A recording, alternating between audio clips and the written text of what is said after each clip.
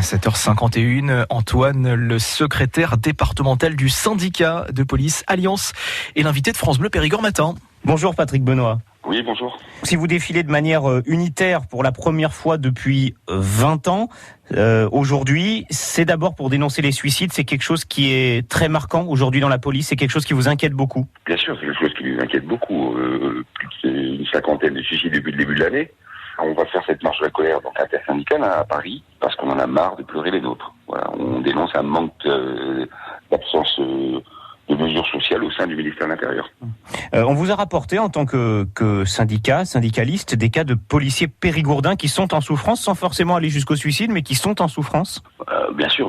Bon, même si on sait que notre direction départementale prend elle personnellement en compte ces cas de souffrance, mais bien sûr qu'on a également des collègues en Dordogne qui sont en réelle souffrance avec les conditions de travail, avec le style de travail, avec le travail qui est un peu apporté à la vie familiale. Donc oui, on a des collègues en Dordogne en souffrance. Vous dénoncez aussi les agressions de policiers. Vous aviez d'ailleurs déjà manifesté sur ce thème il y a à peu près un an. Il y a eu des agressions récemment, y compris chez nous en Périgord ? Il y en a toujours, oui, bien sûr. Malheureusement, il y en a toujours, oui. Il y a toujours ce manque de respect pour la fonction police.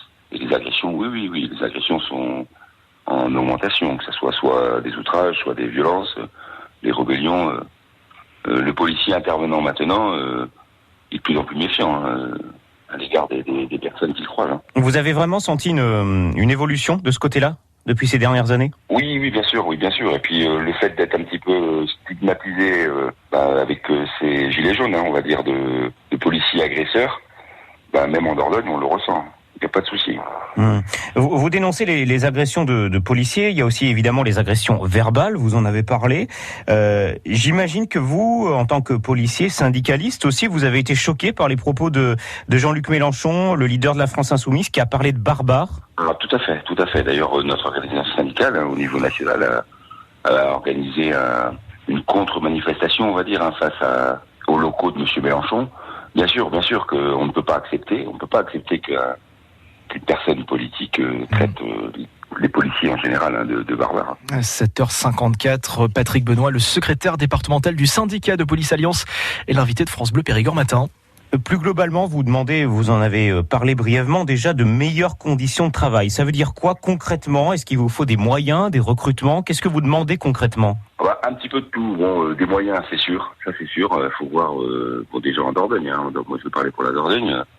Les locaux du commissariat de Périgueux, même s'il y a un projet, là actuellement on voit rien aboutir, il y a un projet de nouveau commissariat. Vous allez normalement déménager ensuite dans les locaux du Grand Périgueux. C'est ça. Mais là actuellement, le Grand Périgueux, on ne voit pas où ils vont les déménager.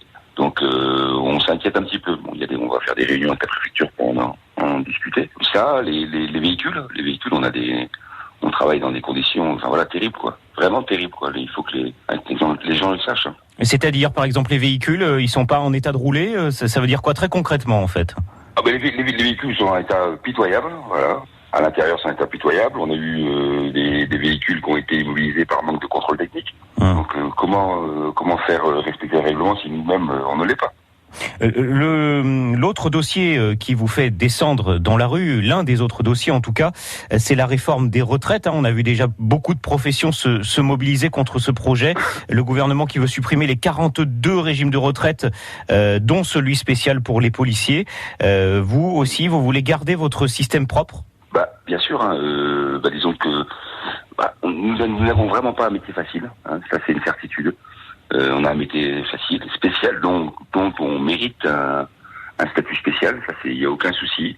Et là, cette réforme de retraite, fin des bonifications, hausse des cotisations, allongement des carrières pour les nouveaux, voilà, et la baisse des pensions, quoi. C'est-à-dire que cette réforme de retraite de l'administration, on ne peut pas l'accepter, c'est une certitude. C'est un métier difficile, avec des horaires difficiles. On travaille 24 heures sur 24. On est amené à côtoyer la misère. On est en première ligne. On subit beaucoup. Et je vois réellement pas un fonctionnaire de police à 62 ou 65 ans continuer à faire du travail de police secours qui est de plus en plus éreintant, quoi. Un dernier mot, Patrick Benoît, parce que le temps file. Vous êtes associé en tant que policier au Grenelle contre les violences faites aux femmes.